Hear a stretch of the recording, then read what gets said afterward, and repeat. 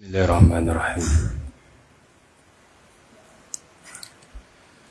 Assalamualaikum warahmatullahi wabarakatuh.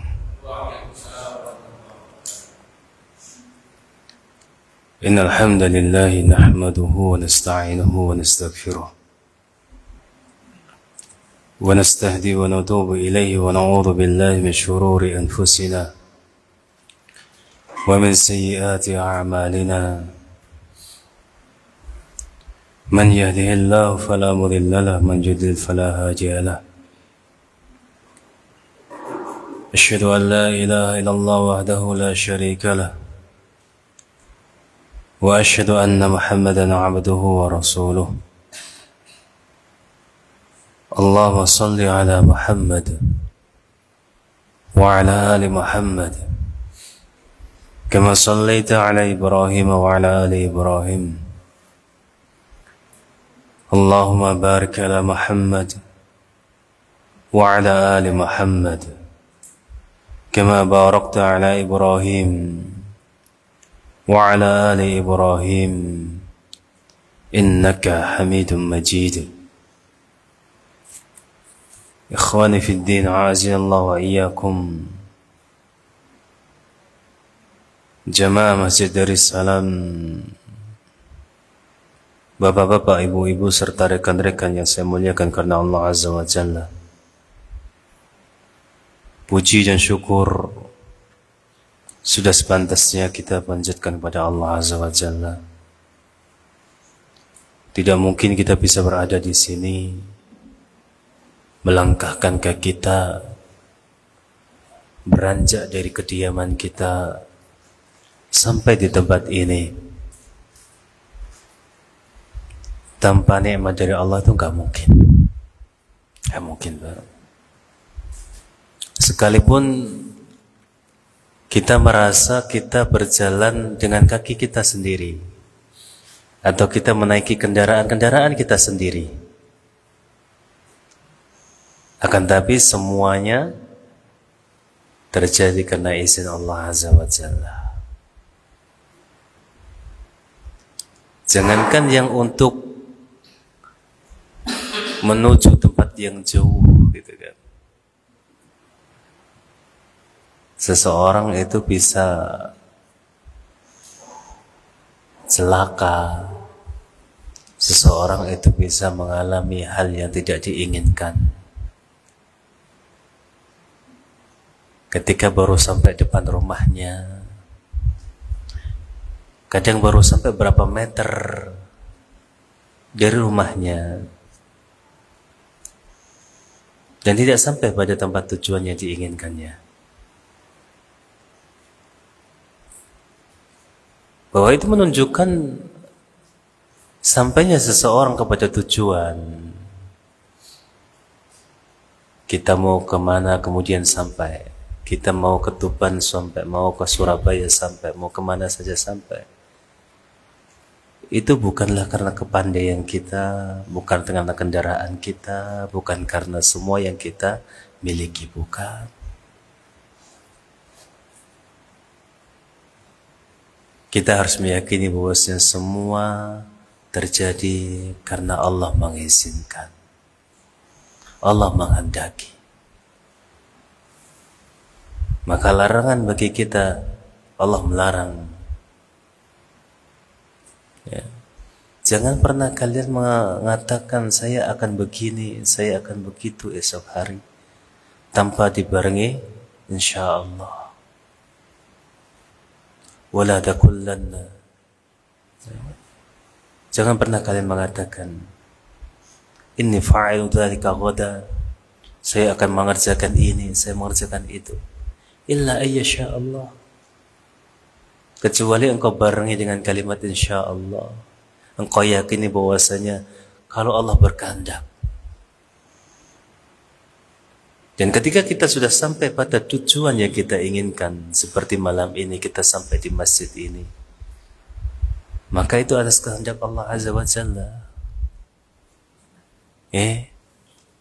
Maka itu atas kehendak Allah Azza wa Jalla.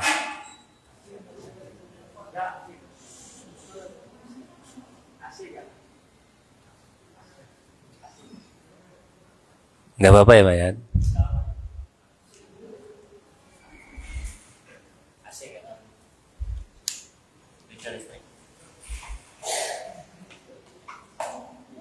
Ditunggu sebentar lagi sampai nyala. Soalnya juga nggak kedengeran kalau ngomong.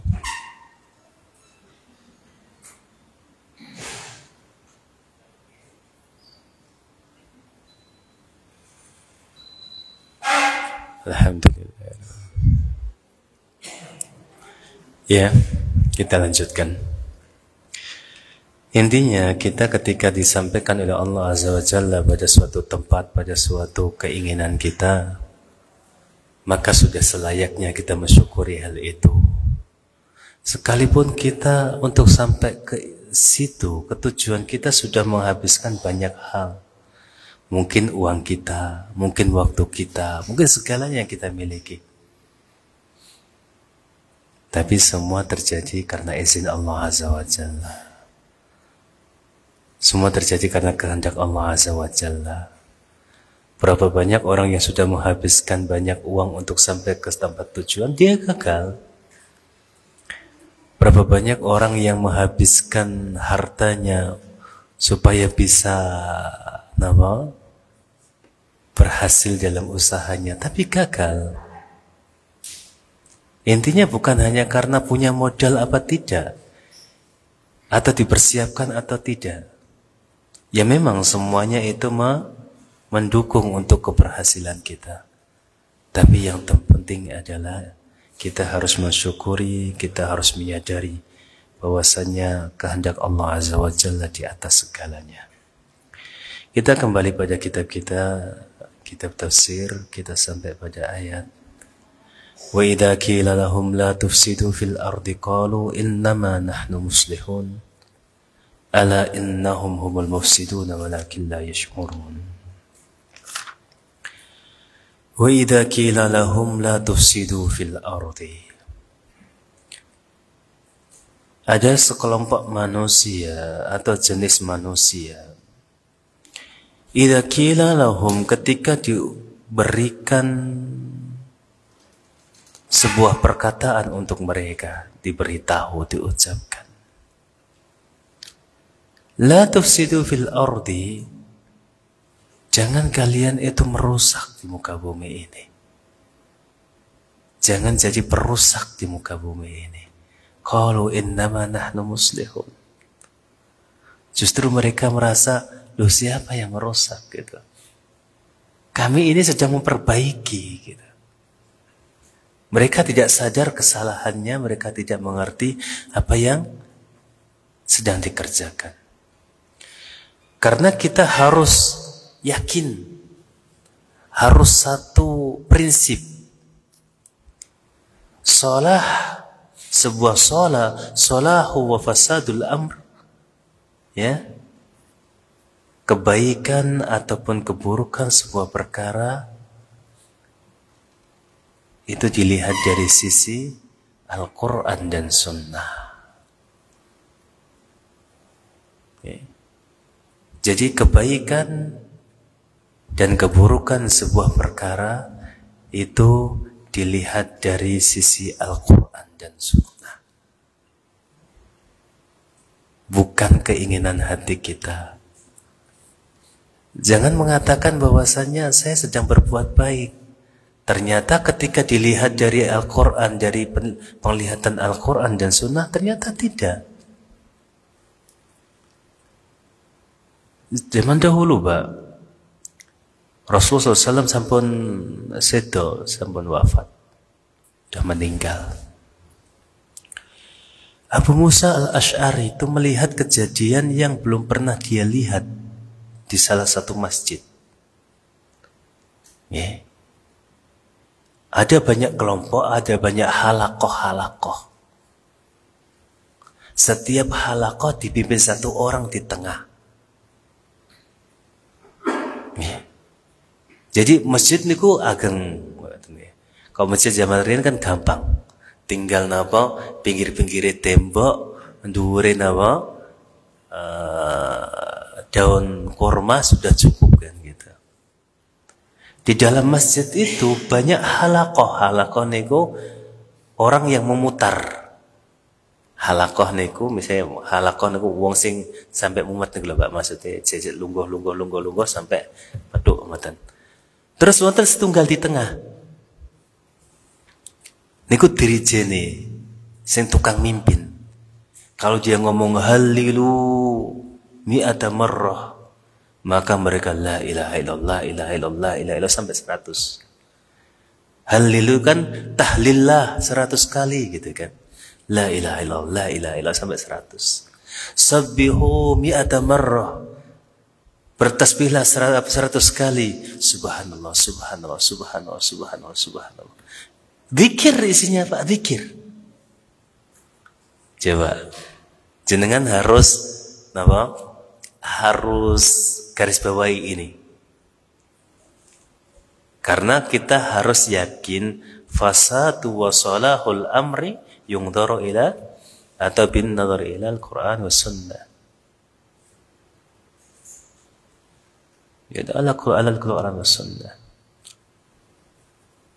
Keburukan dan kebaikan suatu perkara itu dilihat dari sisi Al-Quran dan sunnah. Kalau cuma zikir gitu, ini zikir isinya. Satu kelompok didiri jadi satu orang, gitu kan? Ini banyak Pak, banyak dari masjid itu. Abu Musa al-Asy'ari melihat niku heran, kok ada gitu kan? Saya belum pernah melihat, zaman sahabat dulu nggak pernah melihat gitu kan. Tapi isinya bagus itu zikir gitu kan, isinya bagus. Maka Abu Musa al-Asy'ari mendatangi Abdullah ibnu Ummi Abdin atau Abdullah bin Mas'ud. Abdullah bin Mas'ud. Di luar sudah banyak murid-muridnya yang nunggu. Di luar sudah banyak muridnya yang nunggu. Itu ulama itu seperti itu Pak. Di luar tuh sudah banyak muridnya yang nunggu Abdullah bin Mas'ud itu keluar. Karena ditanya macam-macam, dimintai fatwa macam-macam itu kan. Udah banyak yang nunggu. Datanglah Abu Musa al-Asy'ari. Bertanya, apakah Abdullah bin Mas'ud sudah keluar? Belum keluar. Maka beliau pun ikut nunggu. Abu Musa al-Asy'ari Pak ikut nunggu di situ. Dan itulah apa namanya, al-ilmu yu'ta wa la ya'ti. Ilmu itu didatangi, bukan ilmu yang datang.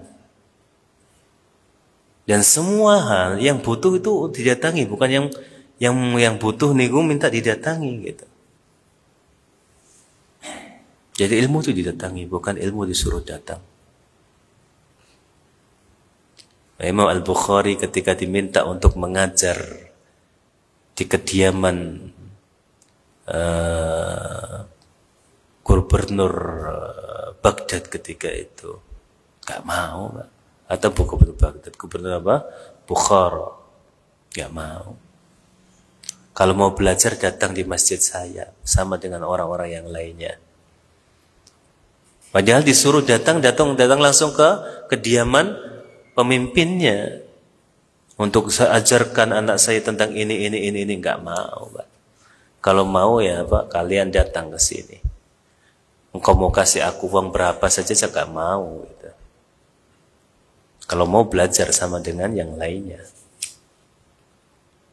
Maka keluarlah Abdullah bin Mas'ud, didatangi oleh Abu Musa al-Asy'ari. Waktu saya kesini tadi saya melihat pemandangan yang aneh gitu di masjid, gitu kan? Disebutkan kayak tadi ada banyak halakoh, kemudian satu orang memimpin untuk menyebutkan tahlillah 100 kali, tasbihlah 100 kali, tahmid 100 kali, seperti itu diikuti. Wa ma'ahum haso, mereka memakai apa? Haso, kerikil untuk menghitung zikirnya. Dia mempunyai 100 kerikil, Pak. Subhanallah, subhanallah, subhanallah, subhanallah, subhanallah. Allahu Akbar, Allahu Akbar, Allahu Akbar. Kata Abdullah bin Mas'ud ketika cerita itu, kenapa mereka gak menghitung dosa-dosa mereka saja? Itu lebih baik daripada itu. Datanglah Abdullah bin Mas'ud ke masjid itu dan persis apa yang diceritakan Abu Musa al-Asy'ari, melihat keadaan yang sama persis. Perang Pak, marah Abdullah bin Mas'ud. Ya. Kalian lihat di rumah beliau Nabi kita yang mulia SAW. Pakaiannya saja belum usang. Gerabah-gerabahnya belum ada yang pecah. Baru saja meninggal.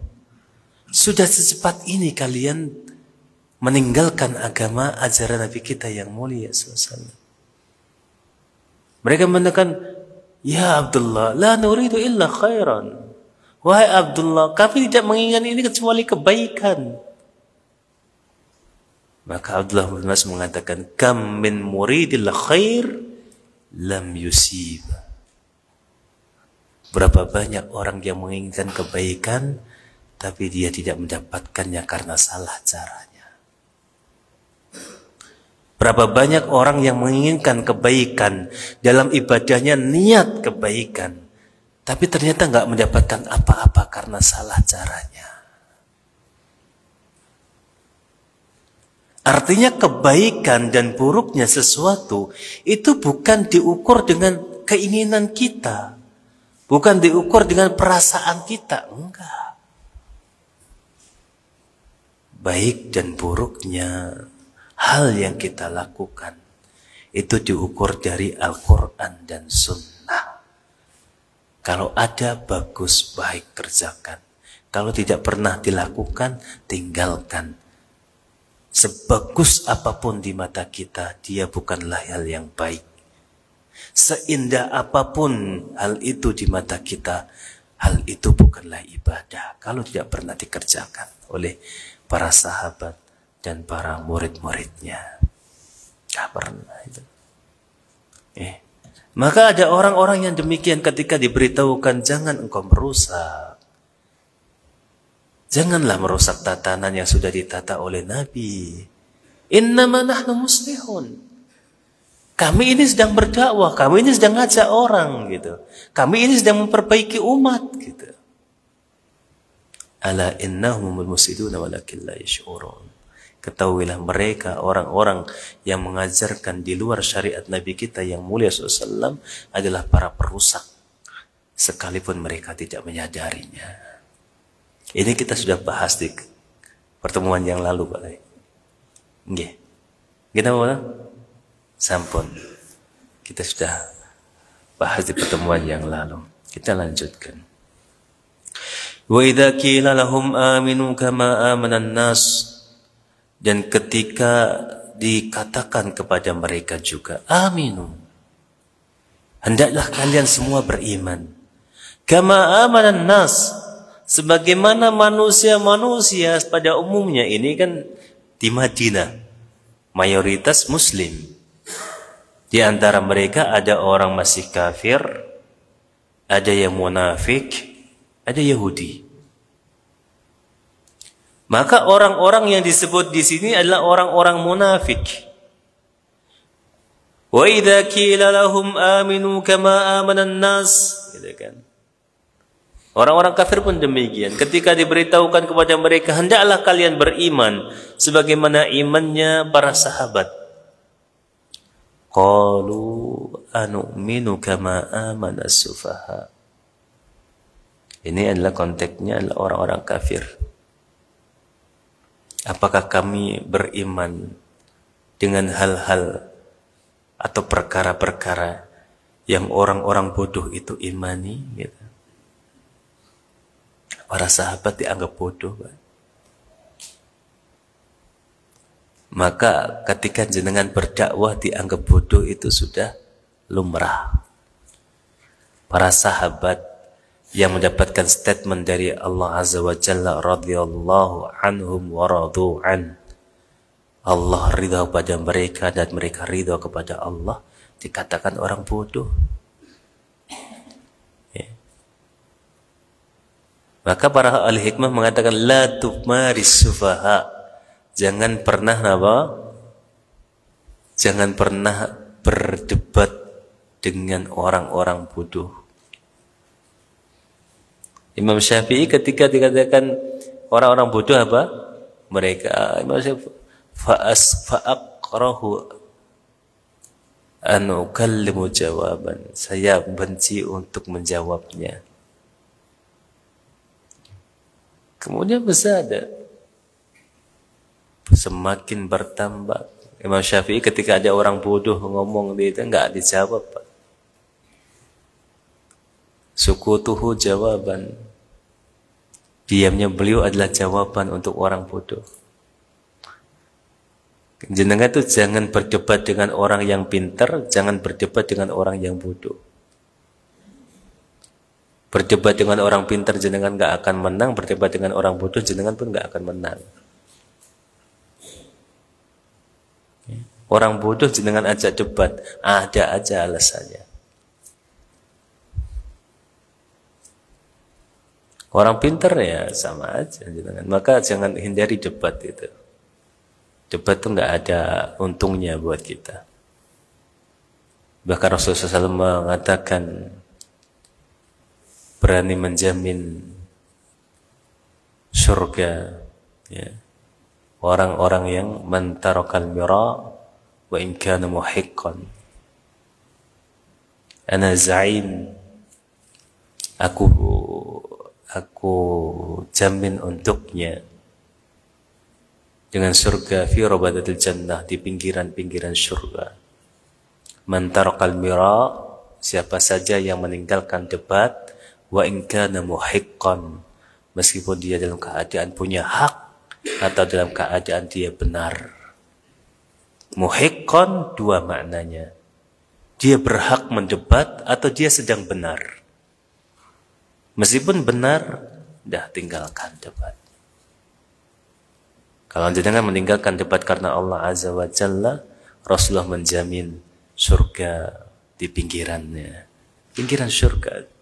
Maksudnya surga yang ada di, ya kalau ada surga itu kan ada kelas tengah, ada kelas atas, itu kelas yang nggak begitu bagus. Maksudnya kalau dibandingkan dengan surga yang a'la atau wasatil jannah. Tapi namanya surga, kita sudah bahas seburuk-buruk atau serendah-rendahnya surga. Surga yang paling bawah, yang dimasuki orang yang terakhir masuk surga. Ketika orang tersebut mendengar begitu riuhnya, gembiranya orang di surga, pengen dimasukin ke surga. Tapi dia ngerasa dia paling akhir masuk surga. Jadi bilang ke Allah Azza wa Jalla, ya Allah, aku tuh paling akhir masuk surga. Pasti udah penuh surga itu. Allah Azza wa Jalla disebutkan apa? Tersenyum di situ. Dhahika. Jangan bayangin ketawanya tersenyumnya Allah Azza wa Jalla. Wa dhahika Rasulullah SAW. Maka Rasul juga tersenyum tertawa di situ. Akhirnya ya udah, nggak masuk nggak apa-apa, tapi apa, tetap tak kasih gitu. Bayangkan apa yang engkau inginkan atau keindahan atau apapun yang ingin engkau miliki di dunia waktu dulu, semua disebutkan, Pak. Apa aja disebutkan. Pengen, katakanlah dulu pengen punya rumah yang berapa tingkat, pengen mobil yang bagaimana, atau pengen sawah, pengen apa, semua disebutkan. Kemudian diberikan oleh Allah Azza wa Jalla wa asyru amsalihha, 10 kali lipat dari angan-angannya semuanya. Surga yang paling bawah. Itu tuh sampai wis gak nak sing dieling-eling meneh, Pak. Biyen sadurunge pecah niku pengen iki, pengen iku, pengen iki, pengen iku, pengen iki, pengen iku, disebutno kabeh. Disebutkan semuanya. Sampai sudah enggak ada, udah di list semuanya itu sudah enggak ada. Apa sing durung kan mboten wonten. Kemudian diberikan 10 kali lipat dari semua yang ia sebutkan tadi. Itu surga yang paling bawah. Dan itu bukan nikmat yang zawal, bukan nikmat yang kemudian ada masanya, enggak. Kalau rumah kita kan setahun 2 tahun gak dicat kan rusuh, elek. Rumah kita sehari 2 hari gak disapu kan kotor. Gimana buatan? Surga gak usah, Pak. Gak usah capek-capek, jangan. Gak ada kotoran di situ. Ya. Kalau kita butuh makan buah kan harus beli. Paling enggak kan kudu menek. Paling enggak metik lah ngarepe omah. Di situ enggak, Pak. Surga apa namanya? Buah yang datang. Buah yang datang dengan menjulur dengan dahannya ke depan kita. Ya. Itu 10 kali lipat dari apa yang itu surga paling bawah. Maka penduduk surga itu penduduk yang paling mulia yang bisa kita inginkan. Orang-orang itu, orang-orang kafir, ketika diberitahu, dikatakan kepada mereka, berimanlah sebagaimana iman orang-orang itu. Anu'minu kama amana sufaha. Apakah kamu ingin aku beriman sebagaimana imannya orang-orang bodoh itu? Orang-orang bodoh. Ya. Dianggap orang bodoh. Rasulullah itu pernah menyebut kata-kata sufaha dalam beberapa hadisnya. Sebagaimana Rasulullah pernah menyebut ada umara'un sufaha. Umara'un sufaha. Para pemimpin-pemimpin yang bodoh. Sufaha di sini, Pak, kalau Ibnu Katsir menafsirkan as-sufaha jam'u safih kama anna al-hukama jam'ul hakim wal khulama jam'ul halim. Was-safih huwa al-jahil ad-dha'if ar-ra'yi qalilul ma'rifah bi mawadi'il masahi wal madar. Orang yang disebut safih, sufaha itu orang bodoh yang ra'yunya lemah, pemikirannya, akalnya sangat lemah. Ya, qalil ma'rifah, yang ilmunya itu sangat sedikit, pengetahuannya sangat sedikit terhadap mana yang baik, mana yang buruk, itu gak tahu apa-apa. Itu safi sufaha. Rasulullah menyebutkan ada umara sufaha, pemimpin-pemimpin yang bodoh. Maka para sahabat mengatakan, qalu man hum ya Rasulullah, siapa mereka wa Rasulullah? Humul ladina la yahtaduna bil hadi wa la yastanuna bi sunnati. Orang yang tidak memakai caraku, orang yang tidak mengikuti jalanku. Itu pemimpin-pemimpin yang tidak mengikuti cara Nabi, tidak mengikuti jalan Nabi, itu umara sufaha. Maka Nabi mengatakan, man saddaqahum bikadbihim wa'anahum ala dulmihim fahuwa laysa minni wa lastu minhu wa la yariduni al-hawla. Barang siapa yang dia membenarkan kedustaan para pemimpin itu. Ada pemimpin berdusta, tapi karena saking cintanya kepada pemimpin itu dibela, Pak.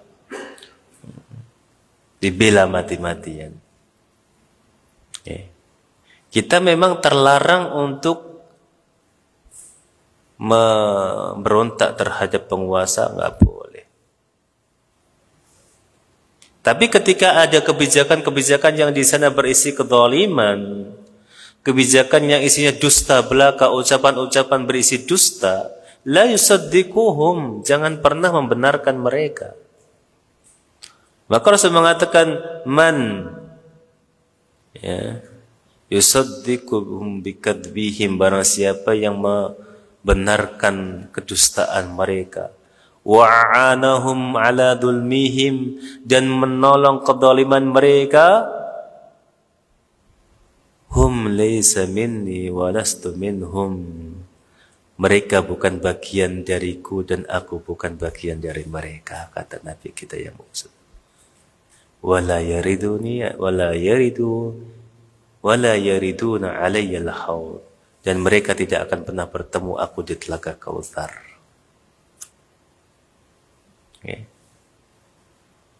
Jadi jangan kemudian kita semua ucapan penguasa, baik kedzalimannya kita aminkan. Enggak, kita katakan ini kebijakan yang zalim. Ini kebijakan yang bermasalah. Ini dusta, tetap ketika ada kedustaan. Akan tapi kita terlarang untuk memberontak kalau bisa kita berikan nasihat secara empat mata. Kalau nggak ada jalur ke sana ya, kita beritahu saja kepada umat bahwasanya kebijakan itu bukan kebijakan yang benar. Bukan berarti kita membenarkan semua. Enggak. Wa man lam yusaddiquhum wa la yu'inuhum ala dhulmihim, dan barang siapa yang tidak mendustakan mereka bikadzbihim, mereka yang tidak mau membenarkan kedustaan mereka, kedustaan para pemimpin, wa la yu'inuhum ala dhulmihim, dan mereka tidak menolong kezaliman pemimpin, hum minni wa ana minhum wa sayriduna alayya khawf, aku bagian dari mereka dan mereka bagian saya, dan mereka pasti akan bertemu denganku di telaga Kautsar. Ini adalah pemimpin yang Rasulullah SAW sebut sufaha, pemimpin yang sufaha. Kemudian Nabi juga pernah menyebut kalimat sufaha safi atau sufaha pada hadis yang lainnya tentang apa? Tentang zaman-zaman yang yusaddiqu fihal kadhib wa yukadzibu fiha shadiq. Sebuah zaman, sebuah tahun-tahun, bukan satu tahun tapi sinun, kata Nabi kita. Sinun. Ya, sayati alaikum sinun, berapa tahun yang sangat panjang. Bukan hanya satu tahun. Yusaddiqu fihal kadhib. Orang-orang yang dusta malah dianggap benar. Wa yukadzibu fiha shadiq. Orang-orang yang jujur malah didustakan. Ini akan terjadi zaman-zaman seperti itu, Pak. Jangan kaget. Orang yang baik dianggap buruk, yang buruk dianggap baik. Itu jangan kaget, jenengan. Kalau jenengan beriman kepada Nabi kita yang mulia SAW, Nabi sudah mengatakan hal tersebut. Maka itu gunanya kita belajar. Untungnya kita belajar, kita bisa mengerti, oh ternyata keadaan seperti ini sudah pernah diperingatkan oleh Nabi kita yang mulia SAW.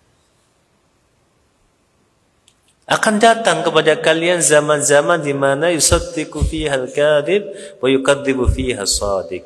Orang-orang yang jujur didustakan, orang-orang yang dusta dibuat benar atau dibenarkan. Yu'tamanu fiha al-kha'in wa yukhanu fiha al-mu'tamin. Di orang-orang yang suka berkhianat dianggap amanah, orang-orang yang amanah dianggap tukang khianat. Wa yukallimu fihi apa? Ruwaybidah. Wa yukallimu fihi ruwaybidah. Dan yang akan bicara di situ adalah orang-orang ruwaybidah. Ruwaybidah itu apa? As-sufaha yukallimu fi umurin nas. Orang-orang yang bodoh yang berbicara pada perkara-perkara masalah-masalah manusia. Ruwaybidah. Nggak ngerti perkaranya, nggak ngerti ujung pangkalnya, ikut nimbrung berbicara dalam satu permasalahan. Bahkan seolah-olah mufti memberikan ketentuan, memberikan keputusan, ini pasti begini, ini pasti begitu. Ruwaybidah. Dan ini banyak zaman sekarang, Pak. Hanya modal satu video, dua video, kemudian memvonis seseorang demikian. Ruwaybidah. Karena para ulama itu enggak orang yang semakin ilmu itu banyak, mereka akan semakin banyak diam, saking takutnya kalau bicara itu nanti isinya dosa. Semakin banyak ilmu, mereka akan semakin diam. Jenengan buka kitab Ibnu Qayyim Ad-Da' wa Dawa. Di antara jalur-jalur dosa yang paling banyak itu dari lisan. Dari lisan, penglihatan, pikiran, gitu kan. Ibnu Qayyim dalam kitabnya Daud. Paling banyak itu dari lisan. Itu Nabi mengatakan apa? Sufaha alladhi yukallimu fi umurin nas. Orang-orang yang bodoh yang berbicara tentang perkara manusia. Seolah-olah dia mengerti semuanya. Kita tidak terlarang berbicara, enggak. Akan tapi Nabi kita yang mulia SAW sudah memberikan satu benang merah yang harus kita pakai.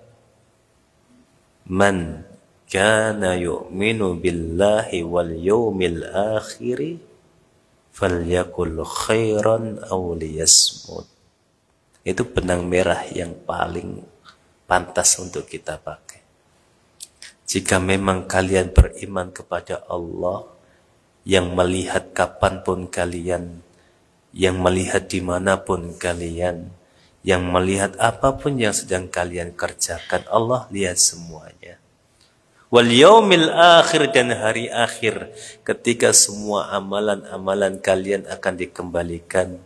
Ketika amalan-amalan semua kama tudinu tudan, sebagaimana kalian berbuat, kalian akan ditudan, dibangkitkan atau dihisab.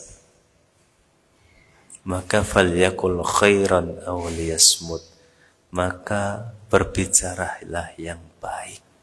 Kalau enggak bisa ya diam. Itu benang merah yang sudah bagus sekali, Pak. Kalau memang jenengan beriman, Allah itu melihat, mendengar setiap ucapan kita. Allah itu melihat tingkah laku kita. Allah itu tahu ketika kita sedang dusta atau jujur. Allah itu tahu ketika kita sedang berkhianat atau sedang amanah. Allah tahu. Ketika memang jenengan mengimani itu semuanya, falyakul khairan. Maka kalau berbicara, berbicaralah yang baik. Auliyasmut, atau kalau memang nggak bisa berbicara baik, diem. Karena perbicaraan kita itu nggak bisa ditarik gitu. Ketika jenengan sudah terlepas pembicaraan ini akan menyebar kemana-mana. Dan dosanya akan menjadi dosa-dosa jariah bagi kita semuanya.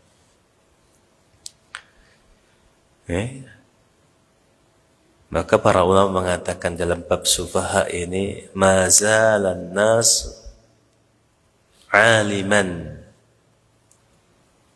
Setiap orang akan senantiasa aliman, berilmu, idza apa?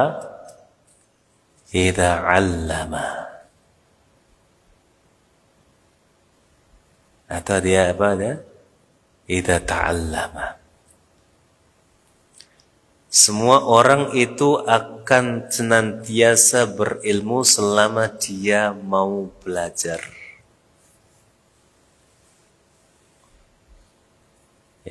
Fa idza waqafa min ta'allumihi bada'a jahilan.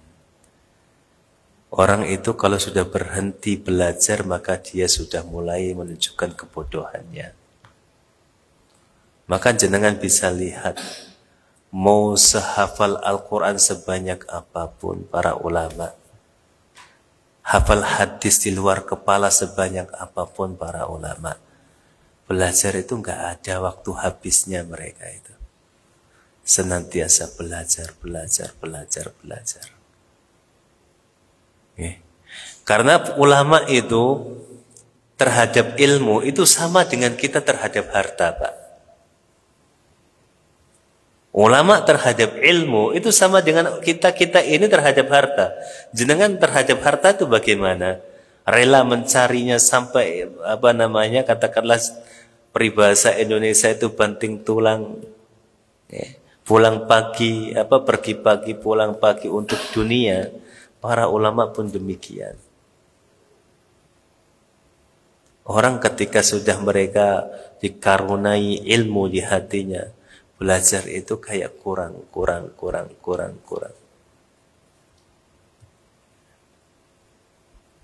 Pak. Mereka akan datang ke sana kemari. Untuk belajar ke sana, untuk belajar ke sini. Dia buka artikel, dia buka bukunya, dia belajar online. Kalau sekarang belajar online kan gampang sekali. Jenengan mau belajar dengan masyayikh Arab itu sekarang luar biasa mudah. Mudah sekali, Pak. Media sosial itu sangat membantu kita bagi yang mau memanfaatkan media sosial. Ala innahum humus sufaha walakin la ya'lamun. Justru Allah menganggap orang-orang yang tidak beriman itu orang yang bodoh. Bukan orang-orang yang beriman.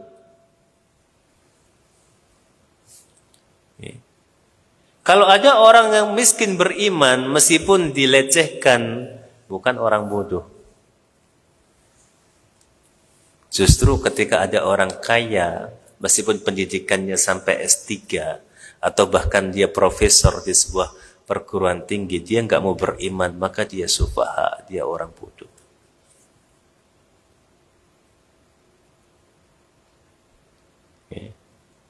Abu Jahal itu orang yang cerdas, sangat cerdas. Abu Jahal itu. Makanya di kabilah mereka, di orang-orang Quraisy itu julukannya apa? Abul Hakam.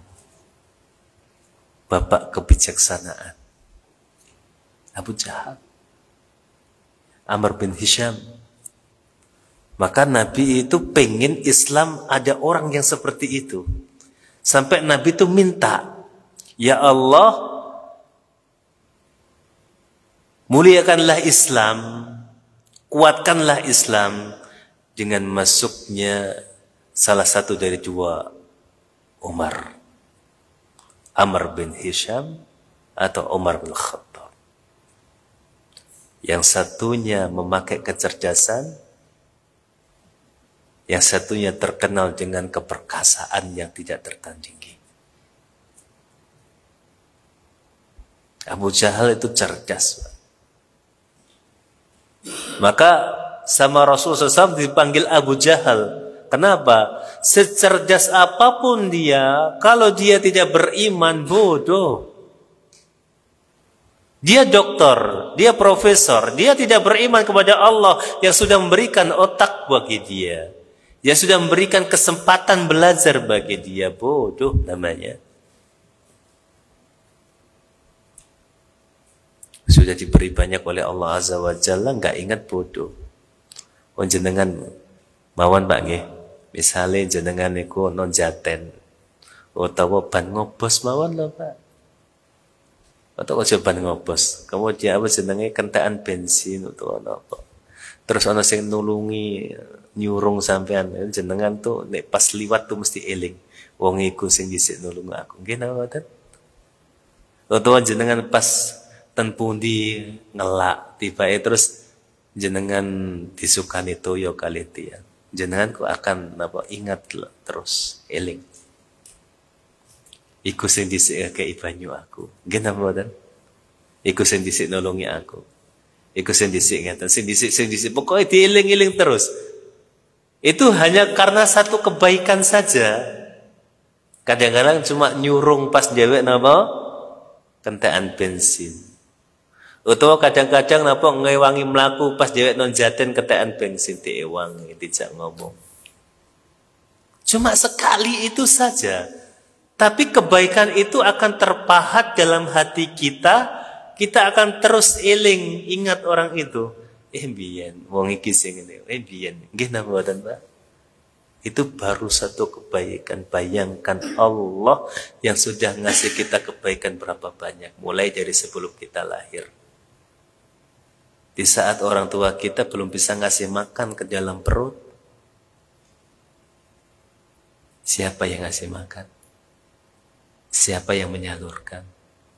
Allah. Sampai kita lahir, sampai sekarang bertahun-tahun hidup, berapa kali Allah kasih kebaikan kita? Loh kok tasik jenengan niku kufur, ingkar, gak nurut? Randi matur suwun blas jenengan niku. Maka dianggap juhal, jahiliyah, sufaha, safih, bodohnya minta ampun. Allah yang bilang, orang yang sudah diberikan hidup dari kecil sampai dewasa bahkan tua, orang yang tadinya tidak punya rumah bisa dibuat bikin rumah, orang yang tadinya nggak punya tabungan Allah berikan usahanya melimpah, pertaniannya panen, segala yang ia usahakan dapat untung sehingga punya tabungan. Masih ingkar sama Allah Azza wa Jalla, bodoh luar biasa. Sementara ketika ada orang yang satu kali nolong saja dia ingat-ingat. Kan orang itu bodoh Pak namanya. Sing ngekei akeh gak dieling-eling dikongkon isek napa jarak wae. Sing mung ana sing ngekei kebaikan satu kali dieling-eling terus. Bayangkan. Makanya Allah itu berani memberikan statement, Mbak. Ayo hitung-hitungan. Wa in ta'uddu nikmatallahi la tuhsuha. Kalau kalian mau hitung-hitungan sama Allah, berapa nikmat Allah yang sudah diberikan kepada kalian, kalian tidak mungkin bisa menghitungnya. Ayo hitung-hitungan, ya. Jangankan untuk menghitung nikmat Allah yang luar.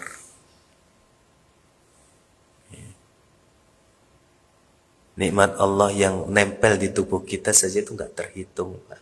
Nggak terhitung.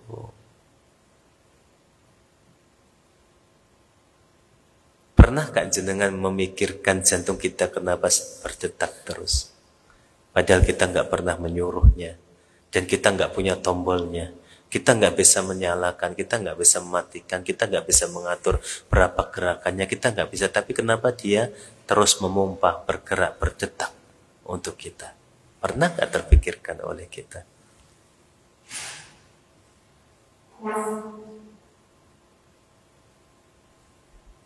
Bayangkan kalau dalam 1 menit jantung kita nggak berfungsi, apa yang terjadi, Pak?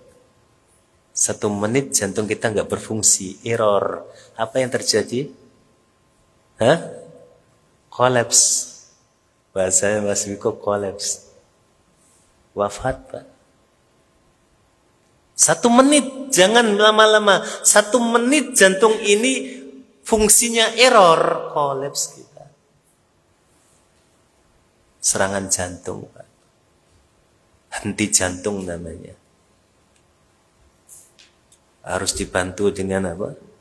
Apa Mas Wiko jenenge Mas Wiko? Nek ditekan-tekan itu. Itu pun kalau bisa. 1 menit saja, Pak. Enggak usah lama-lama. 1 menit jantung jenengan dibuat error oleh Allah Azza wa Jalla tanpa pertolongan yang tepat, pecah jenengan. Pecah.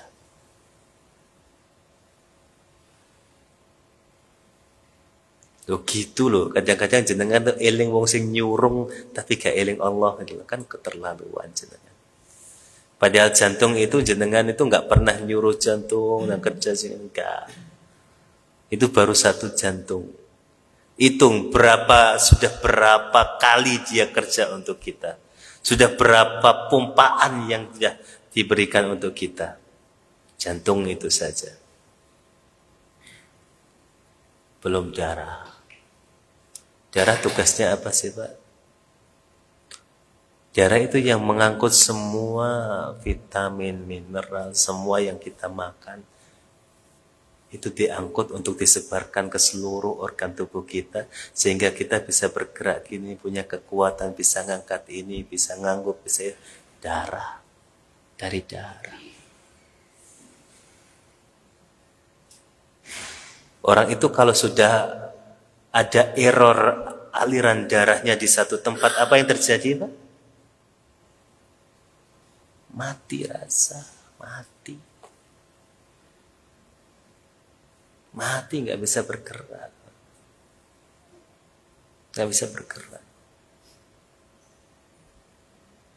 Jenengan pernah nggak memikirkan jantung darah itu, jenengan darah mengalir yang itu, darah yang mengalir yang benar? Nggak pernah kan?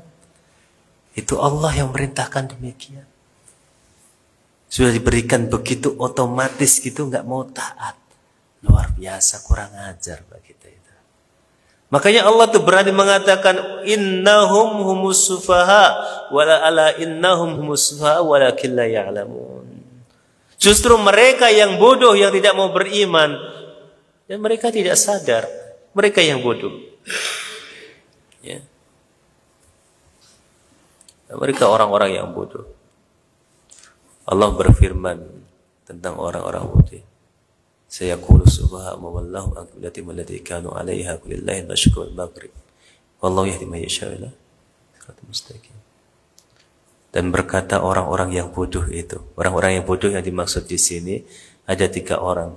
Orang kafir, orang Yahudi, orang munafik.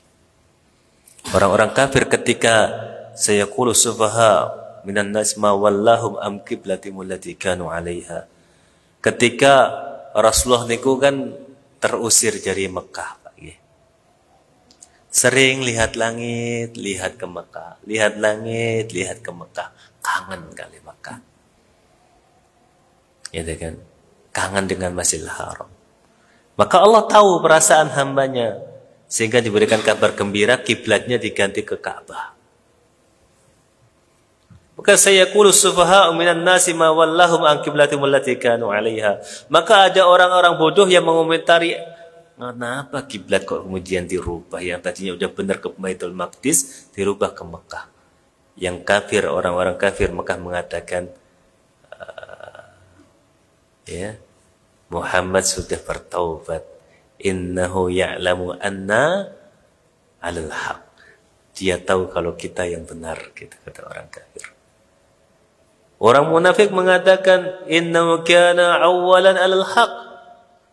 Wah, padahal sebelumnya itu Muhammad itu benar. Kenapa sekarang malah ke situ gitu?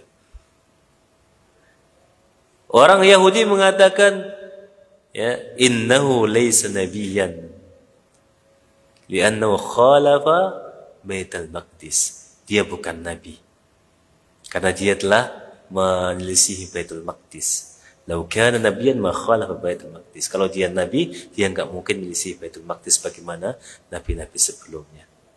Maka Allah bantah tiga-tiganya, sayaqulu bis-sufaha wallahu an qiblatil lati kanu 'alaiha. Qulillahil masyriq wal maghrib. Timur, barat, utara, selatan milik Allah, terserah Allah mau nyuruh kemana gitu. Maka ini yang kita pakai. Hukum itu bukan perasaan kita, bukan apa? Bukan penglihatan kita. Maka menurut orang kafir ketika Rasulullah pindah ke Mekah, dia kegirangan, dia kesenangan. Muhammad sudah taubat ini. Tapi bukan itu maksudnya. Orang-orang munafik menunjukkan kelicikannya. Sebelumnya padahal sudah benar ngadep Baitul Maqdis. Ya, komen terus gitu kan. Tapi sekarang pindah ke Mekah. Orang-orang Yahudi mengatakan dia bukan nabi. Kalau nabi dia nggak mungkin melisi Baitul Maqdis. Okay. Itu kan hanya apa? Alibi, hanya apa namanya? Narasi yang timbul dari pikiran mereka semata gitu kan. Dan kebenaran bukan dari otak manusia, bukan. Okay. Kebenaran bukan dari pikiran manusia. Maka jangan pernah mengatakan orang itu benar hanya karena pikirannya. Tapi orang itu benar karena apa yang disampaikannya bersumber dari Al-Quran dan Sunnah di atas pemahaman salaful ummah. Al-Quran dan Sunnah di atas pemahaman orang-orang dahulu yang sudah Allah Azza wa Jalla berikan kebaikan atas mereka, para sahabat, murid-muridnya dan murid-muridnya lagi. Sebagaimana Nabi kita mengatakan khairul quruni qarni, sebaik-baik kurun, satu kurun adalah golonganku. Tsummal ladzina yalunahum, tsummal ladzina yalunahum. Kemudian golongan setelahnya, kemudian golongan setelahnya. Okay. Maka ini jadikan pegangan, Pak. Ukuran kebenaran, ukuran baik dan buruknya sesuatu bukan pandangan kita, bukan hati kita, bukan rasional kita, bukan hasil otak kita, bukan. Kalau ada yang berselisih antara penglihatan nalar kita dengan syariat, abaikan nalar kita, ambil syariat. Ketika ada syariat yang mengatakan A, akan tapi hati kita condong ke B, abaikan hati kita. Innan nafsa la ammaratun bisu. Jangan justru malah syariatnya di itu nggak cocok saya. Hati saya nggak sreg melakukan ini. Ini bukan bagian saya. Lo jenengan siapa?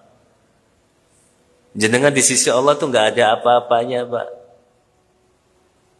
Nggak ada apa-apanya. Jenengan siapa berani-berani nama, wah saya nggak cocok dengan syariat ini. Lo jenengan siapa? Maka ukuran kebenaran bukan apa yang diucapkan seseorang dari hatinya atau dari ra'yinya atau dari otaknya, tapi apa yang diucapkan seseorang dari sumbernya Al-Quran dan Sunnah. Kalau enggak, jangan, Pak. Kan tadi di awal-awal kita sudah bahas, ada orang isinya zikir, Pak. Zikir, wallahi zikir. Jangan bisa cek hadis itu. Ya, hadis itu semua ulama itu sepakat kesahihannya. Jangan bisa cek zikir isinya. Tahlil. Nek wong kene jenenge tahlilan, isinya tahlil la ilaha illallah, ilaha illallah, ilaha illallah, ilaha illallah. Tasbih subhanallah, subhanallah, subhanallah, subhanallah. Dan dihitung pakai batu supaya enggak enggak keliru. Subhanallah, subhanallah, subhanallah, subhanallah, subhanallah. Nggih. Masalahnya hal itu enggak pernah dilakukan Nabi. Lau kana khairan lasabaquna ilaih. Kalau itu hal baik, enggak mungkin Nabi enggak ajarkan itu, enggak mungkin, Pak. Enggak mungkin. Kalau masih ada yang disembunyikan oleh Rasulullah SAW, enggak mungkin turun ayat Al-yawma akmaltu lakum dinakum wa atmamtu alaikum ni'mati wa raditu lakumul Islam dinan. Pada hari ini telah sempurna agama kalian. Telah kusempurnakan agama untuk kalian. Sudah sempurna. Kalau masih ada yang belum disampaikan, Allah nggak mungkin turunkan ayat itu. Nggak mungkin, Pak. Allah bukan zat yang seperti kita pikirkan. Allah alim, Allah khabir, Allah sami, Allah basir, semuanya maha. Kemudian jenengan berpikiran, kurang ibadah ini, harusnya yang benar ini. Kalau Nabi nggak pernah menyampaikannya, jangan diambil, jangan dipakai. Sekalipun indah di mata kita, api eja ibadah itu, tapi ternyata nggak pernah dikerjakan itu. Sebagus apapun ibadah, kalau nggak pernah dikerjakan, ya gagal isinya. Okay. Karena apapun, Pak, mesin saja, kalau dia nggak keluar dari aturan, nggak terpakai. Dan semua. Katakanlah air ini saja. Menurut standar operasional mereka, airnya harus jernih, harus bagus, kemudian pH-nya sekian. Pas keluar airnya bagus, Pak, warna-warni gitu kan. Indah, membuat anak melihatnya itu senang, kok bisa air itu berubah warna gini-gini. Tapi nggak sesuai dengan kebenaran yang mereka yakini, standar yang mereka pakai. Nggak kepakai, kebuang, Pak. Buang. Semua yang tidak sesuai aturan kebuang. Ya. Dan yang berhak membuat aturan siapa? Allah. Bukan kita. Allah yang membuat aturan. Karena kita milik Allah dan kembali pada Allah. Sebagaimana jenengan kayak mobil Toyota, siapa yang buat aturan? Ya pabriknya. Karena Toyota miliknya, mobil itu miliknya Toyota, gitu. Pabriknya. Atau enggak foundernya, yang pemilik utamanya. Karena dia yang memiliki. Jadi yang buat aturan siapa? Ya yang miliki gitu. Ya kita milik siapa? Allah. Yang buat aturan harus siapa? Allah. Itu sudah benar, sudah pasti. Coba jenengan punya rumah, tapi yang buat aturan di rumah jenengan tonggone jenengan. Jenengan Arab nyetel TV, Pak, kau oleh nyetel TV. Jenengan kira-kira rela apa enggak, Pak? Enggak. Pak, jenengan apa ngombe kopi? Pak, kau oleh ngombe kopi saiki. Lha iki omahe sapa gitu kan? Maka ketika ada seseorang yang dimiliki oleh seorang tertentu, kemudian dia memiliki aturan yang berbeda dari orang yang memilikinya, itu orang yang bodoh. Kita milik Allah, dan yakinlah yang berhak memiliki aturan kita hanya Allah. Sebagaimana jenengan duwe omah gak gelem diatur tanggane jenengan. Iki omahku, sing ngatur sapa? Aku. Iki anakku, sing ngatur sapa? Aku. Maka ketika jenengan milik Allah, biarkan Allah yang mengatur hidup jenengan. Paham, Pak ya? Kan sudah diberikan contoh secara real nyata kehidupan kita. Jenengan dadi yoga duwe anak, gak gelem kan diatur kalih wong liya, sing pengen ngatur sapa? Ya dhewe. Sing duwe anak. Kita kepunyaan Allah, ya harus mau diatur Allah. Kecuali jenengan gak miliknya Allah ya bebas. Jenengan gak mau, gak pengen mati, gak mati ya ora masalah, sakarepmu. Tapi ketika jenengan masih milik Allah, pakai aturan Allah Azza wa Jalla. Subhanakallah bihamdika asyhadu an la ilaha illa anta astaghfiruka wa atubu ilaik wa akhiru da'wana alhamdulillahi rabbil alamin. Assalamualaikum warahmatullahi wabarakatuh.